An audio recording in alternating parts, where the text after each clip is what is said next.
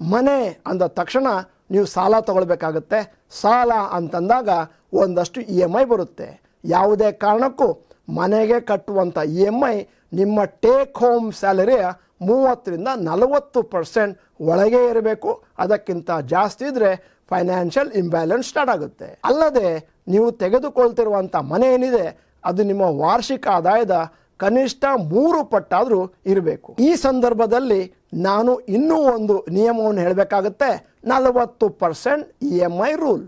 ನೀವು ಮನೆಯನ್ನು ಕೊಂಡ್ಕೊಳ್ತೀರಿ, ಟಿವಿಯನ್ನು ಕೊಂಡ್ಕೊಳ್ತೀರಿ, ಗೃಹೋಪಯೋಗಿ ಉಪಕರಣಗಳನ್ನು ಕೂಡ ಕೊಳ್ತೀರಿ, EMI ಮಾಡ್ತೀರಿ. ಯಾವುದೇ ಕಾರಣಕ್ಕೂ ನಿಮ್ಮ EMI 40% ಟೇಕ್ ಹೋಮ್ಗಿಂತ ಮೇಲಕ್ಕೆ ಹೋಗಬಾರ್ದು. ನಿಮ್ಮ ಸಂಬಳ ಈಗ ಅಂದಾಜು 70,000 ಇದೆ ಅಂತಂದರೆ ನೀವು EMIಯಲ್ಲಿ ಕಟ್ಟುವಂಥದ್ದು 28,000ಕ್ಕಿಂತ ಜಾಸ್ತಿ ಆಗಬಾರ್ದು. ಇಲ್ಲದಿದ್ದರೆ ಮುಂದಿನ ದಿನಗಳಲ್ಲಿ ಒಂದಷ್ಟು ಇಂಬ್ಯಾಲೆನ್ಸ್ ಸ್ಟಾರ್ಟ್ ಆಗುತ್ತೆ. ನೀವೇನಾದರೂ 28,000 ರೂಪಾಯಿ EMIಯನ್ನು ಈಗ ಸದ್ಯಕ್ಕೆ ಕಟ್ತಾ ಇದ್ದೀರಿ ಅಂತಂದರೆ ಮುಂದಿನ ವರ್ಷ, ಅದರ ಮುಂದಿನ ವರ್ಷ ನಿಮ್ಮ ಸ್ಯಾಲರಿ ಏನಿದೆ ಅದು 70,000ದಿಂದ 80,000 ಹೋಗ್ಬೋದು, 90,000 ಹೋಗ್ಬೋದು. ಆ ಸಮಯದಲ್ಲಿ EMIನ ಪರ್ಸಂಟೇಜ್ ಕೂಡ ಕಮ್ಮಿ ಆಗುತ್ತೆ. ಒಂದಷ್ಟು ಉಸಿರಾಡಲಿಕ್ಕೆ ನಿಮಗೆ ಅವಕಾಶ ಸಿಗುತ್ತೆ. ಫೈನಾನ್ಷಿಯಲ್ ಸಕ್ಸಸ್ ಬಗ್ಗೆ 8ನೆಯ thumb rule, target retirement corpus. ನಾವು ನೋಡಿದ ಹಾಗೆ ಬಹಳಷ್ಟು ಜನ ತಮ್ಮ ರಿಟೈರ್ಮೆಂಟ್ ಬಗೆಗೆ ಚಿಂತನೆಯನ್ನು ನಡೆಸೋದೇ 45-50 ವರ್ಷ ಆದಾಗ. ಆಗಲೇ ಬಹಳ ಲೇಟ್ ಆಗಿರುತ್ತೆ.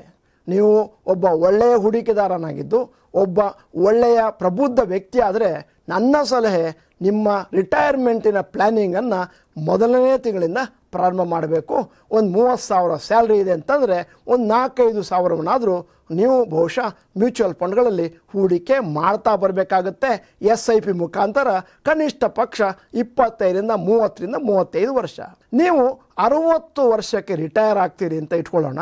ಮತ್ತು ನಿಮ್ಮ ತಿಂಗಳ ಖರ್ಚು ಆ ಸಮಯದಲ್ಲಿ ಎಷ್ಟಾಗುತ್ತೆ ಅಂತ ಊಹೆ ಮಾಡ್ಕೊಳ್ಳೋದಾದರೆ ಒಂದು 2 ಲಕ್ಷ ಅಂತ ಇಟ್ಕೊಳ್ಳೋಣ. ನಿಮ್ಮ ಖರ್ಚು ತಿಂಗಳಿಗೆ 2 ಲಕ್ಷ, 12 ತಿಂಗಳಿಗೆ 24 ಲಕ್ಷ, ಮತ್ತು ನೀವು 85 ವರ್ಷದವರೆಗೂ ಆಯುಷ್ಯವನ್ನು ಪಡಿತೀರಿ ಅಂತಂದರೆ 25 ವರ್ಷಕ್ಕೆ ಲೆಕ್ಕ ಹಾಕಿದ್ರೆ ನಿಮಗೆ ರಿಟೈರ್ಮೆಂಟಿಗೆ ಬೇಕಾಗಿರುವ ಹಣ 6 ಕೋಟಿ. ನಾನು 6 ಕೋಟಿ ಅನ್ಬೇಕಾದ್ರೆ ನೀವು ಸ್ವಲ್ಪ ಗಾಬರಿ ಆಗ್ಬೋದು. 6 ಕೋಟಿಯನ್ನು ಉಳಿತಾಯ ಮಾಡುವುದು ಹೇಗೆ?